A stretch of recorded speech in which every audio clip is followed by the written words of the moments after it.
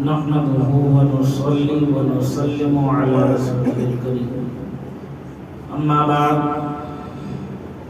فأعوذ بالله من الشيطان الرجيم بسم الله الرحمن الرحيم يا أيها الناس اتقوا ربكم الذي خلقكم من نفس واحدة وخلق منها زوجها وبث منهما رجالا كثيرا ونساء واتقوا الله الذي تساءلون به والأرحام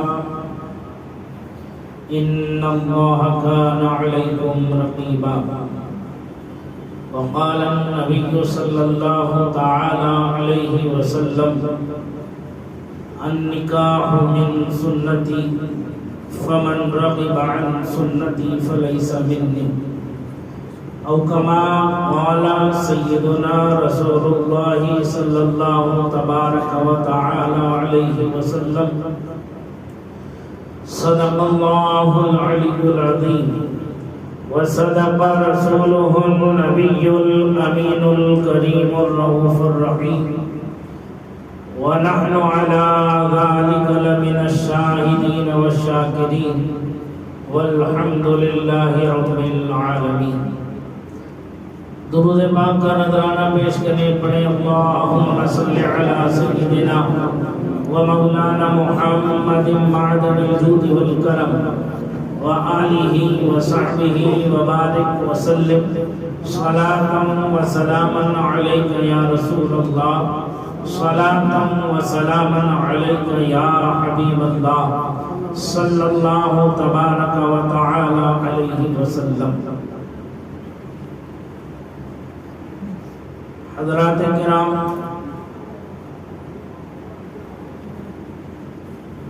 وقت اپنی منزل کی طرف بہت تیزی کے ساتھ رواں دواں ہے.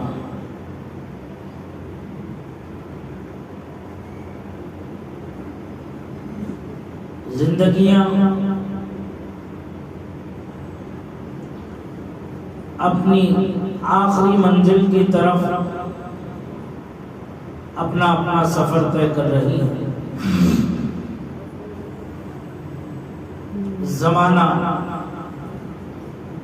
وقت، حالات دن بدن کروٹ بدل رہے ہیں.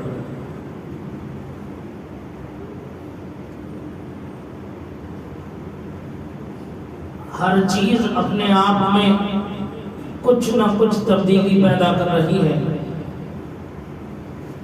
لیکن اگر کسی کے اندر تبدیلی نہیں پیدا ہو رہی ہے تو وہ افسوس کا ساتھ قوم مسلم ہے جس کے اندر جمود و تعطل ویسے کا ویسا ہی برقرار ہے. وہی چال بے ڈھنگی جو کل بھی تھی وہ اب بھی ہے.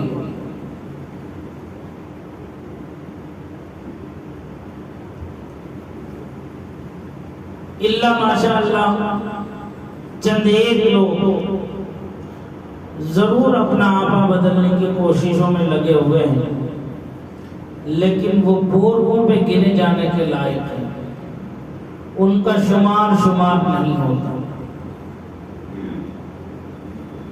جب تک اکثریت کے اندر کوئی تبدیلی پیدا نہیں ہوتی، اکثریت کے اندر کوئی بدلاؤ نہیں آتا، اسے بدلاؤ نہیں مانا جاتا، اسے بدلاؤ نہیں کہا جاتا.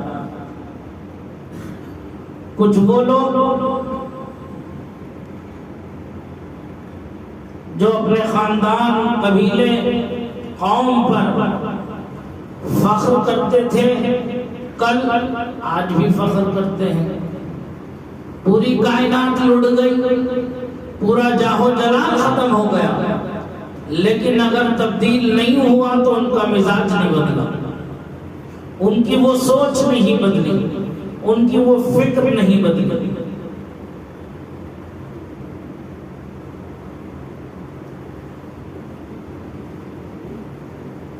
کسی کام کو شروع کرنے میں بہت آسانی ہے، ایک کام ہے شروع کر دیا وہ چالو رہے گا، چلتا رہے گا، بہت آسانی کے ساتھ ہم اسے کور کر سکتے ہیں. لیکن جب اچھے خاصے چلتے ہوئے کام میں کوئی بگاڑ پیدا ہو جائے، اس بگاڑ کو سنوارنا، اسے سنبھالنا، اسے درست کرنا.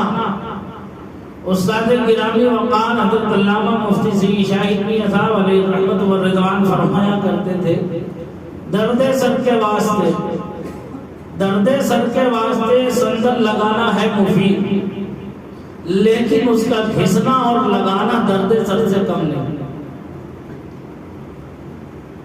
میں نے یہ کہاوت ان کی زبانی سنی، لیکن عملی طور پر میں یہاں ساؤتھ میں دیکھتا تھا ہمارے بچپنے میں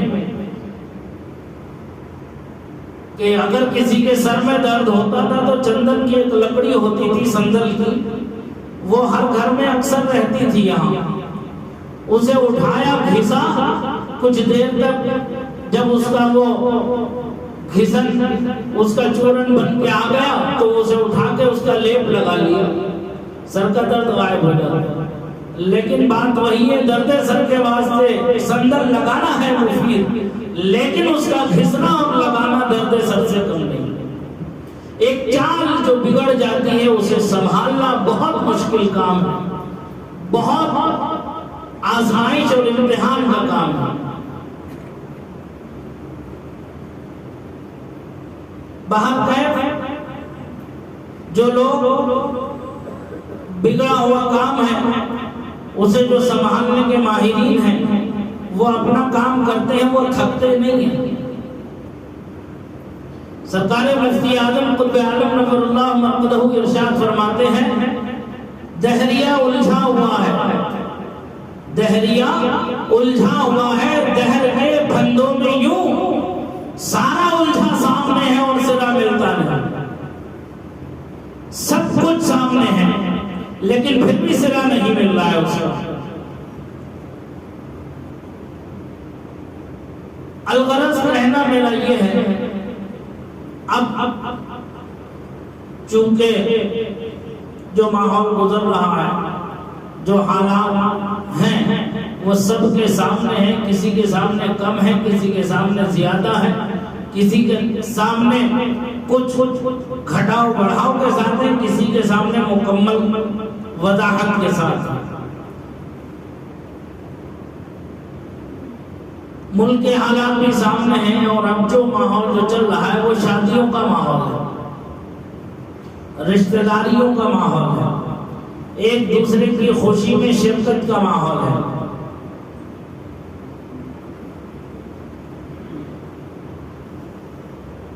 بزرگوں نے فرمایا آدمی کا قدم دو موقعوں پر بہکتا ہے، پھسلتا ہے. دو موقع ایسے ہیں زندگی میں جن میں آدمی کا قدم پھسلتا ہے. نمبر ایک، جب اسے زیادہ خوشی حاصل ہوتی ہے تو وہ اپنی خوشی میں مگن ہوتا ہے، اس لیے وہ دائیں بائیں کچھ نظر نہیں آتا اسے. ایسے موقع پر اس کا قدم پھسلتا ہے. دوسرا، جب اسے زیادہ غم پہنچے، زیادہ چوٹ تکلیف پہنچے تو اس تکلیف میں اس کا قدم بہک جاتا ہے، صراط مستقیم سے ہٹنے لگتا ہے. مومن کامل کا یہاں امتحان اور آزمائش کا مقام ہے کہ وہ نہ خوشی میں بہکے اور نہ غم میں اس کا قدم لڑکھڑائے اور ڈگمگائے. اسے یہ کامل یقین اور اعتماد حاصل ہونا چاہیے کہ غم ہو یا خوشی، جو کچھ بھی ہے وہ من جانب اللہ ہے، اللہ کی طرف سے ہے. میرے نصیب میں جو خوشی ملنا ہے وہ مل کر کے رہے، اور میرے نصیب میں جو غم ہے وہ آنا ہے وہ آ کر کے رہے گا. کیوں؟ صاف قرآن مقدس میں اللہ وحدہ لا شریک نے فرمایا، دوسرے بارے میں وَلَنَبْلُوَنَّكُمْ بِشَيْءٍ مِّنَ الْخَوْفِ وَالْجُوعِ وَنَقْصٍ مِّنَ الْأَمْوَالِ وَالْأَنفُسِ وَالثَّمَرَاتِ وَبَشِّرِ الصَّابِرِينَ الَّذِينَ إِذَا أَصَابَتْهُمْ مُصِيبَةٌ قَالُوا إِنَّا لِلَّهِ وَإِنَّا إِلَيْهِ راجعون۔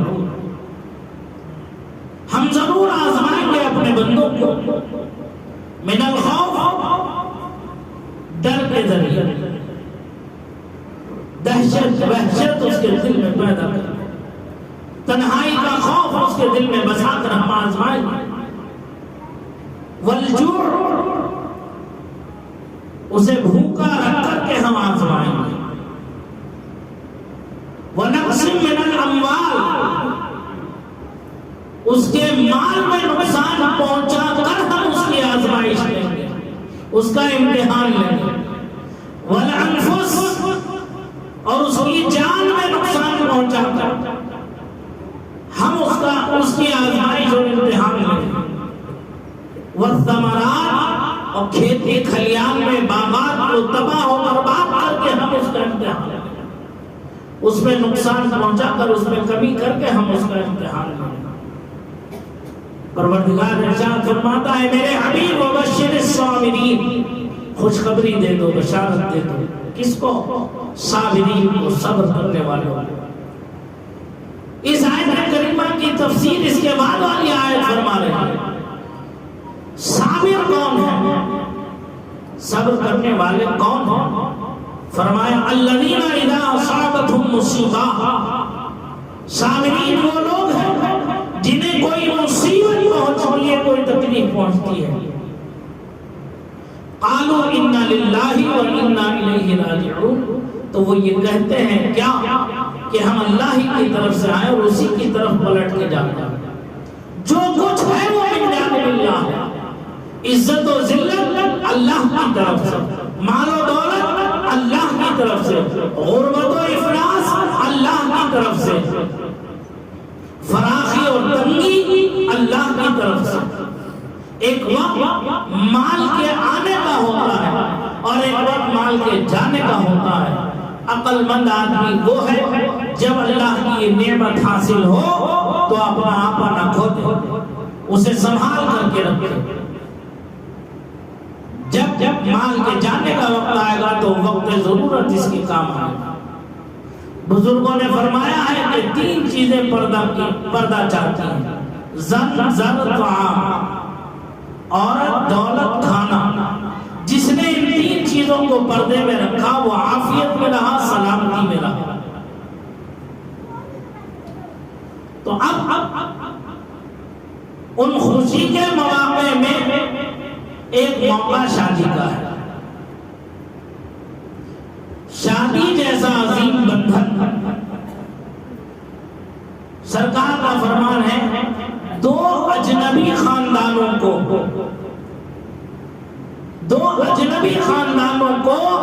باہم ایسا شیر و شکر بنانے والا نکاح سے بڑھ کر کوئی دوسرا عمل نہیں۔ دو خاندان الگ الگ ہیں، جب نکاح جیسے عظیم بندھن میں بندھتے ہیں تو دونوں خاندان شیر و شکر کے ساتھ ہو جاتے ہیں۔ آج معاملات بڑے پیچیدہ ہیں، آئے دن کوئی دینی مسئلہ پوچھنے تو آتا نہیں، میں وضو کیسے کروں، میری نماز کیسے ہوگی یہ پوچھنے نہیں آتا، میں نماز کیسے پڑھوں، سجدے صحب آپ نے نماز میں کیا، آخر کیا وجہ تھی کہ آپ نے سجدے صحب کیا نماز میں، نماز آپ نے مکمل کرا دی، اگر میں تنہا نماز پڑھوں مجھ سے کوئی غلطی ہو جائے تو میری نماز کیسے مکمل ہوگی، کیا مجھے بھی سجدے صحب کرنا پڑے گا، تو سجدے صحب کن کن مقام پر کیا جاتا ہے یہ مسئلہ پوچھنے کوئی نہیں آتا۔ میں زکات ادا کروں، زکات کے معاملے میں مجھے کن کن باتوں کا خیال رکھنا چاہیے، زکات میں کس انداز سے ادا کروں، اللہ ماشاءاللہ چند ایک کو چھوڑ کر وہ بھی پوروں پر گننے والے، اکثریت مل بٹا سناٹا، کوئی نہیں آتا۔ مجھ سے رمضان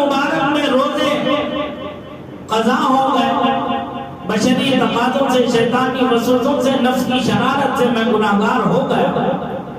اب ان چھوٹے ہوئے روزوں کا کیا حکم ہے، شریعت کا میرے اوپر کیا حکم ہے، اللہ اور اس کے رسول کا، میں کیسے اللہ اور اس کے رسول کو راضی کروں؟ میرا رب مجھ سے یقیناً ناراض ہوگا، کیونکہ اس کا حکم ہے روزے رکھو، میں نے نہیں رکھے، مجھ سے غلطی ہوئی۔ اب اس غلطی کا تدارک کیسے کروں، کیسے میں اپنے مولا کو راضی کروں، یہ پوچھنے کوئی نہیں آیا ابھی تک۔ سمجھ میں آ رہی بات؟ آپ کیوں رہے؟ ہم نے بہت سمجھا دیا، ہم نے بہت صلح کرا دی، لیکن یہ دونوں لڑ کے مرے جا رہے ہیں۔ اب نبھاؤ کا کوئی راستہ نہیں ہے، اب ان کے لیے کیا کریں، جدائی کی کر دیں؟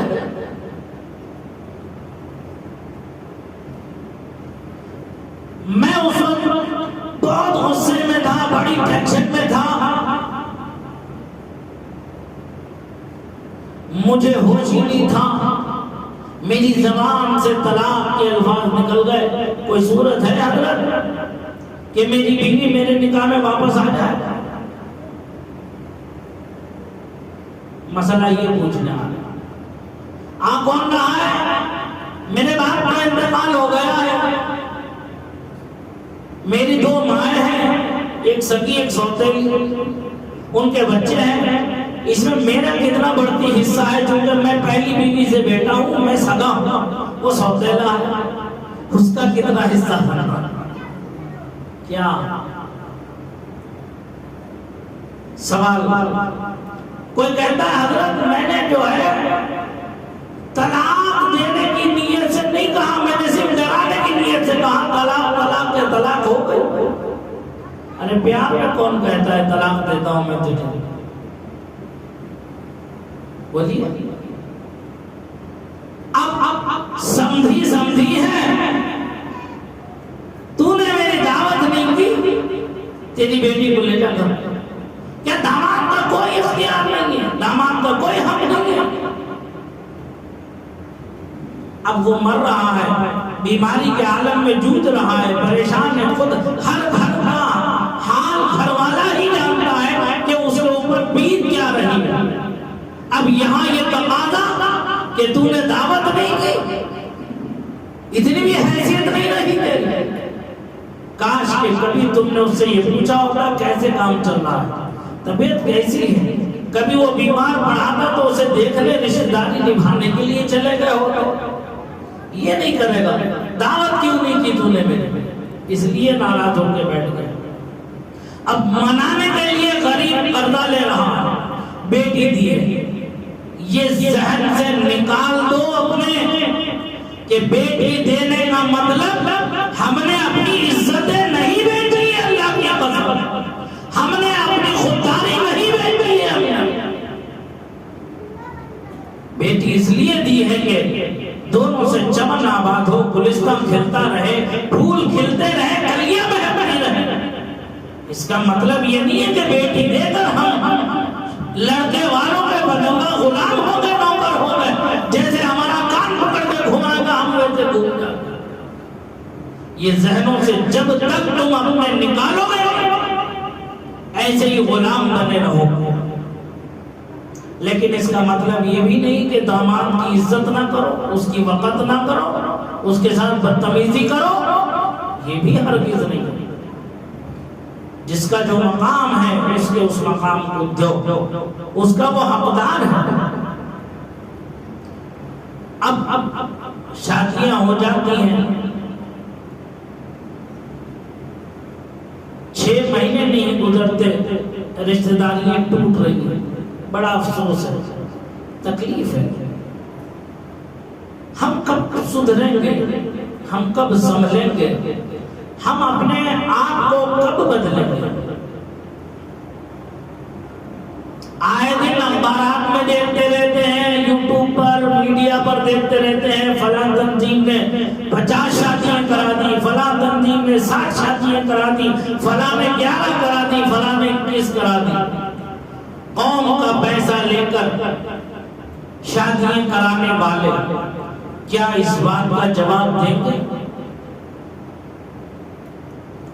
کہ جو تم نے شادی کرائی ہے وہ 6 مہینے بھی نہ رک سکی، ٹوٹ گئی، ہر جوڑے پر تم نے 1-1 لاکھ روپے قوم کا خرچ کر دیا، لڑکی پھر اپنی ماں کے گھر بیٹھی، لڑکا پھر اپنے باپ کے گھر رہا، جو جہیز کا سامان دیا تھا آدھا ٹوٹا آدھا پھوٹا، جو کچھ بچا وہ ادھر تیتر بٹیر کی بانٹ میں نکل گیا، قوم کا پیسہ لاکھوں روپے کروڑوں روپے پانی کی طرح تم نے بہا دیا صرف اخبارات میں فوٹو چھپوانے کے لیے کہ ہم نے یہ کام کیا، لیکن کیا تم نے ان کا مستقبل طے کیا؟ رشتہ کرتے وقت جو رشتہ کرنے کی نزاکتیں ہیں کیا انہیں پیش نظر رکھا؟ الغرض کوئی تنظیم ہو یا کوئی فرد واحد ہو، عام آدمی ہی کیوں نہ ہو، آج شادیاں ہو رہی ہیں، رشتے کر چکے ہیں آپ لوگ، غور کرو ذرا میری باتوں پر۔ نکاح کی 5 حالتیں ہیں، کتنی ہیں؟ 5۔ ایک حالت میں نکاح کرنا فرض، ایک حالت میں نکاح کرنا واجب، ایک حالت میں نکاح کرنا سنت، ایک حالت میں نکاح کرنا حرام، ایک حالت میں نکاح کرنا مکروہ تحریم۔ یہ نکاح کی 5 حالتیں ہیں۔ اب ذرا غور کرو، لڑکا یا لڑکی کے بارے میں اگر یہ یقین ہو جائے کہ اگر ہم ان کا نکاح نہیں کریں گے تو یہ زنا جیسے فعل بد میں مبتلا ہو جائیں گے، یعنی زنا کر بیٹھیں گے، اس بات کا یقین ہو تو ایسی حالت میں نکاح فرض ہے، ایسی حالت میں نکاح کرنا فرض ہے، فرض۔ اور اگر یقین نہیں ہے، گمان ہے، ایک سوچ ہے جو اکثر فرض کے درجے کے قریب جا رہی ہے، گمان غالب ہے کہ اگر نکاح نہیں ہوگا تو یہ کام ان سے ہو جائے گا، اگر یہ کام ان سے ہو گیا تو جو سرپرست ہے، جو ماں باپ ہے یا خاندان کا بڑا بوڑھا ہے یا جو ذمہ دار ہے، ان کا ولی ہے، وہ سب کے سب اس گناہ میں برابر کے شریک ہوں گے، اللہ کے یہاں کوئی بچے گا نہیں اپنی جوابداری سے۔ گمان غالب ہے تو نکاح کرنا واجب ہے، اور عام حالت ہے جیسے روزانہ زندگی گزر رہی ہے، کوئی اس میں کی نقل و حرکت دونوں سے صادر ہوتے ہوئے نظر نہیں آتا، تو ایسی صورت میں نکاح کا کرنا سنت ہے، جس کے لیے آقا کائنات نے فرمایا النکاح من سنتی فمن رغب عن سنتی فلیس منی، نکاح میری سنت ہے، جو اس سے آراز کرے گا بچے گا وہ مجھ میں سے نہیں، یعنی ہم میں سے نہیں۔ کیا حالتیں ہو گئی؟ کیا کیا؟ کون کون سی؟ 3 ہو گئی۔ اللہ سلامت رکھے آپ کی یادداشت، محفوظ رکھنا یہ بات۔ 4تھی حالت، لڑکے کے بارے میں یہ یقین ہو جائے کہ یہ نالائق ہے، کماؤ پوت نہیں ہے، نکھٹو ہے، نکما ہے، کوئی کام نہیں کرتا، اور مردان کی بھی اس سے جا چکی اپنی حالت کی وجہ سے اپنے ہاتھوں اس نے کھو دی، حقوق زوجیت ادا کرنے کے قابل ہی نہیں ہے، یہ جانتے ہوئے اس کا نکاح کرنا حرام ہے۔ کسی دوسرے کی بہن بیٹی کو لا کر اسے ستانا، اسے پریشان کرنا، اسے محتاجی کی زندگی کے لیے مجبور کر دینا، یہ شرعاً جائز نہیں۔ شریعت اس کی قطعاً اجازت نہیں دیتی، اسلام اس کی ہرگز اجازت نہیں دیتا۔ یہ یقین ہے کہ یہ بیوی کے حقوق اور اس کی ضروریات کو پورا نہیں کر سکتا، تو ایسی صورت میں نکاح کا کرنا حرام ہے۔ اور اگر یہی گمان غالب ہے تو ایسی صورت میں نکاح کرنا مکروہ تحریمی ہے، یعنی حرام کے قریب، لیکن نکاح کرتے تو نکاح ہو جائے گا۔ سمجھ میں آ رہی بات؟ ایسا نہیں کہ نکاح نہیں ہوگا، نکاح ہو جائے گا، لیکن کرنا حرام ہے۔ کرنا حرام ہے، کسی دوسرے کی بچی کو لا کر گھر پہ اسے پریشان کرنا، ستانا، یہ شرعاً جائز نہیں۔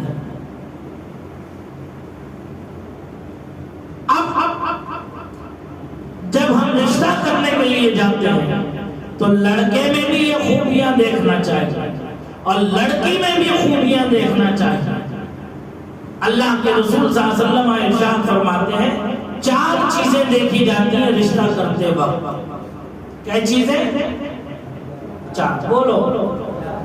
مجھے معلوم ہے کھانا نماز کے بعد ہی کھاتے ہو، لیکن آواز تو ماشاءاللہ سے دمدار ہے نا۔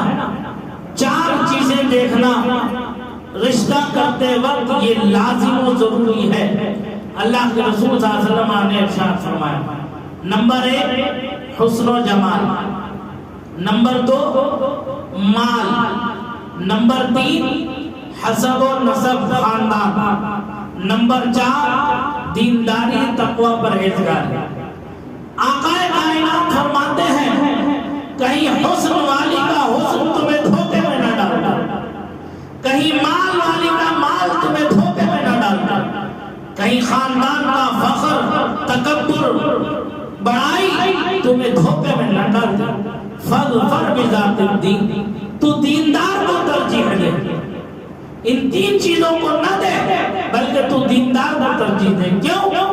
جب ماں اور باپ دیندار ہوں گے تو ان سے پیدا ہونے والی اولاد بھی دیندار ہوگی۔ جب ماں نمازی ہوگی تو اس کا دودھ پینے والا بچہ نماز کی برکتوں سے بھرا ہوا دودھ پیے گا تو نماز کے اثرات بھی اس کے اندر داخل ہوں۔ جب ماں قرآن کی تلاوت کرنے والی ہوگی، جب قرآن کی تلاوت سے کی برکتوں سے بھرا ہوا دودھ اس کے بچے کے حلق میں اترے گا تو اس بچے کے دل میں قرآن کی عظمت، عزت و احترام بھی باقی رہے گا، اسے دین کا شعور بھی حاصل ہوگا، دین کی طرف اس کی رغبت بھی حاصل ہوگی۔ یہ ہے فاظفر بذات الدین۔ اب جب ان چیزوں کو دیکھ لو، خوب اچھے سے سمجھ لو، رشتہ مضبوط کرنے سے پہلے، زبان دینے سے پہلے جو کچھ تمہیں انکوائری کرنا ہے، چھان بین کرنا ہے، تلاش و جستجو کرنا ہے، کریکٹر کو دیکھنا ہے، لڑکی کا ہو یا لڑکے کا ہو۔ بزرگوں نے فرمایا ہے لڑکے کو اگر دیکھنا ہے تو لڑکے کے دادا کو دیکھو، لڑکے کے نانا کو دیکھو کہ ان کا کردار کیسا ہے، ان کا کریکٹر کیسا ہے۔ اور لڑکی کو دیکھنا ہے تو لڑکی کی دادی کو دیکھو، لڑکے کی نانی کو دیکھو کہ ان کا کردار اور کریکٹر کیسا ہے۔ کیوں؟ ان دونوں کی اصل تو یہی ہے۔ ان دونوں کی اصل کون ہے؟ دادا یا دادی، نانا یا نانی۔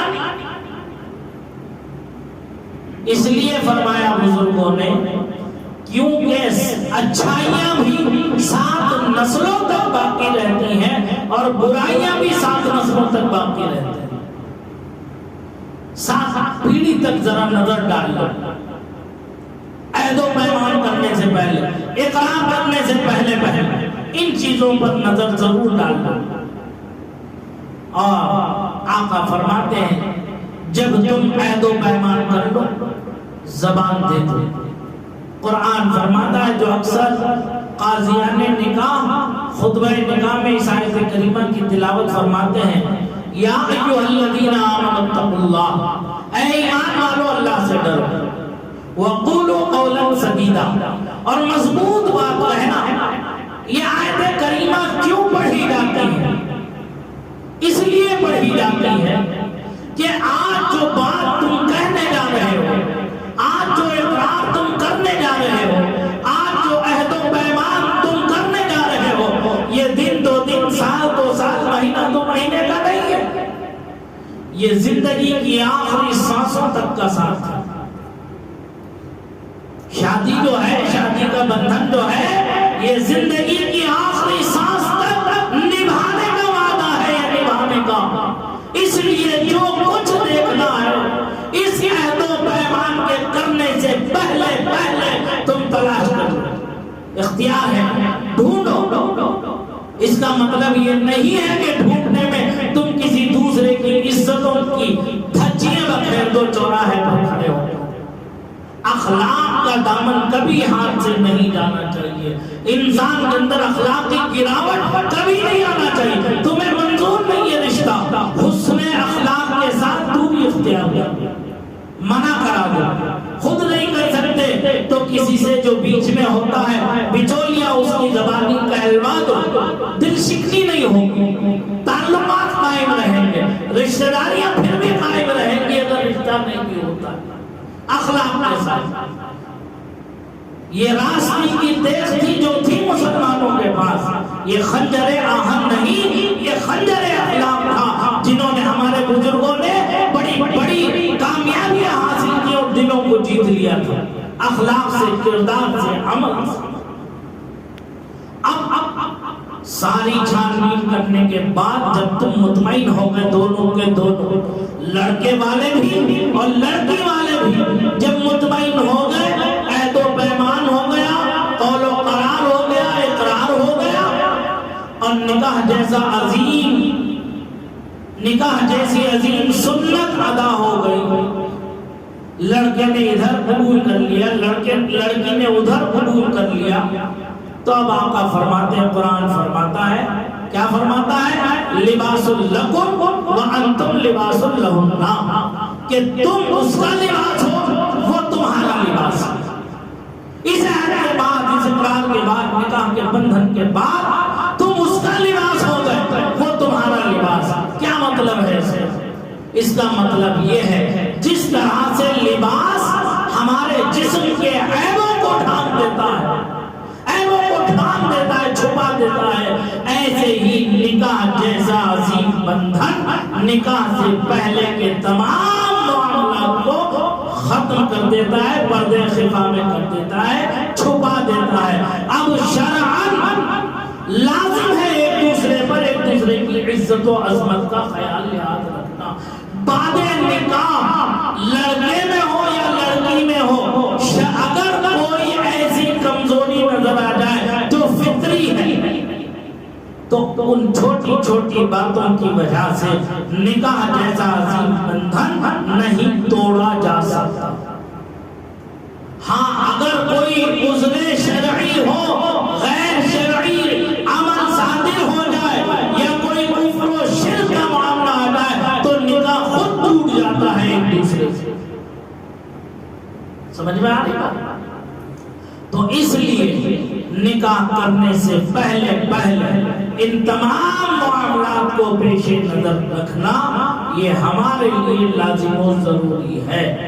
اور شرعی نقطۂ نظر سے جب لڑکا یا لڑکی بالغ ہو جائے تو نکاح جیسا عظیم بندھن ہم کر دیں، کوئی اعتراض نہیں، لیکن ہم جس ملک میں رہ رہے ہیں اس ملک کے بھی کچھ قوانین ہیں، کچھ قاعدے ہیں، کچھ قانون ہیں ایسے جنہیں فالو کرنا یہ ہماری بھی ذمہ داریوں میں شامل ہے۔ اللہ اور اس کے رسول کا فرمان یقیناً حق ہے، اس میں کوئی دو رائے نہیں ہے، کوئی شک نہیں۔ مسلمان ہر قانون سے پہلے شریعت کے قانون پر ہی عمل کرتا ہے، اسی کا سب سے پہلا نمبر ہے مسلمان کا. دوسرے قوانین بعد کے نمبر پر آتے ہیں. لیکن قرآن ہمیں تعلیم دیتا ہے وَلَا تُلْقُوا بِأَيْدِيكُمْ إِلَى التَّهْلُكَةِ، جان بوجھ کر تم اپنے آپ کو ہلاکت میں نہ ڈالو. رشتہ کرتے وقت آج کے حالات کے مطابق، آج کے موجودہ دور اور ملک کے قانون کے اعتبار سے بھی ہمیں چند چیزوں کو پیش نظر رکھ لینا چاہیے. آپ کو معلوم ہے کھلی بھی بات ہے، مسلمانوں کی کوئی جماعت ہمدرد نہیں ہے، چاہے سیاسی کوئی جماعت ہو. کتنا ہی گلے پھاڑ لے چیخ لے کہ ہم تمہارے، سب ایک ہی تھیلی کے چٹے بٹے ہیں، ایک حمام کے ننگے ہیں سب، کوئی تمہارا نہیں ہے پرسان حال. تم دیکھ رہے ہو کہ کیا کیا ہو رہا ہے تمہارے اوپر. کون ایسی جماعت ہے جو تمہارے حق میں آواز اٹھا رہی ہے؟ کوئی ایک جماعت ایسی ہو تو نظر آؤ، دکھاؤ تمہارا. اس لیے ملک کا نقشہ بدل رہا ہے، تو مسلمانوں تمہیں بھی ہوش میں آ جانا چاہیے، اپنے آپ کو سنبھال لینا چاہیے. یاد رکھو اگر تم نے اپنا آپ آج نہیں سنبھالا تو تمہاری نسلیں تڑپیں گی، تمہاری نسلیں روئیں گی، پھر تمہیں کوسیں گے، تمہیں برائی سے یاد کریں گے کہ ہمارے باپ دادا نے ہمارا مستقبل نہیں سوچا. سمجھ میں آ رہی بات میری؟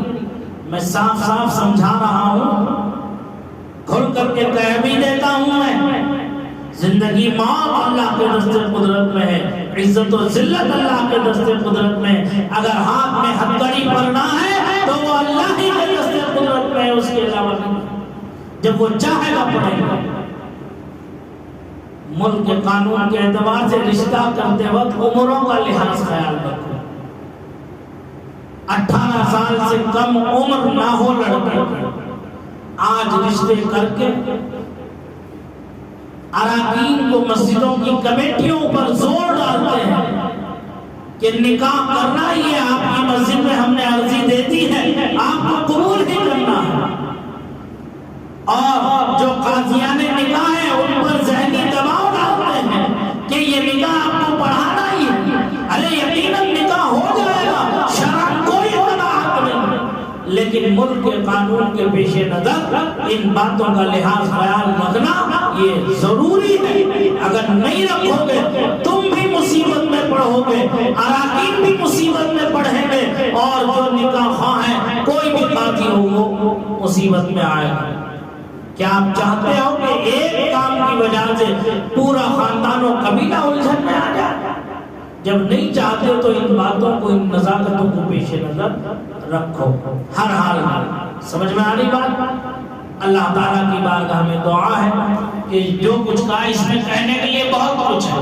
غیر شرعی رسم و رواج سے پرہیز کرو، غیر شرعی رسم و رواج سے پرہیز کرو، لین دین سے پرہیز کرو. ارے جو مانگ کر لے وہ بھیک ہے، جو طے کرے وہ رشوت ہے، جو بلا طلب ملے وہ تحفہ ہے، ہدیہ ہے. اس کا لینا بھی سنت ہے، دینا بھی سنت ہے. اور ایک غلط رسم آج معاشرے میں جاری ہے. ادھر نکاح ہوتا ہے، نکاح کے فوراً بعد دولہا دلہن کو ایک بند کمرے میں بھیج دیتے. کیا بے غیرتی، بے شرمی ہے، بے حیائی ہے، ننگا ناچ ہے. یہ فوراً 1 گھنٹہ کمرے میں رکایا اور سب کے سامنے پھر دونوں کو باہر لائے. کیا ہوا؟ ولیمے کی دعوت ہو رہی ہے، ولیمے کی بات ہے. تف ہے تمہاری عقلوں پر، ایسی عقلوں پر تف ہے. یہ ولیمہ ہے؟ قرآن و سنت کا مذاق اڑاتے ہیں، مذاق شریعت کا مذاق اڑاتے ہیں، شریعت کو باغیچے اطفال بناتے ہیں. یہ لوگ ظالم ہیں، ظالم، انہوں نے ظلم کیا ہے شریعت مطہرہ. یہ ولیمہ ہرگز نہیں ہو سکتا. اس بے غیرتی، بے شرمی، بے حیائی کو بند کرو.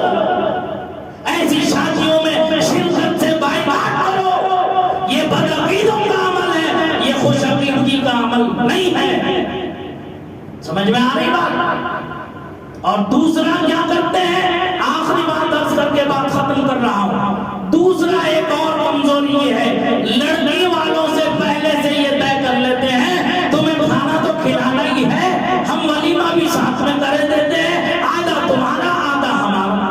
ارے ایسے بھکاری، یہ بھکاری ہے بھکاری، ارے تیرے اندر قوت و طاقت نہیں ہے تو تو کیوں لمبا چوڑا ولیمہ کر رہا ہے؟ 10 غریبوں کو بلا کر کے چھوٹا سا ولیمہ کر دے، وہ سنت ادا ہو جائے گا۔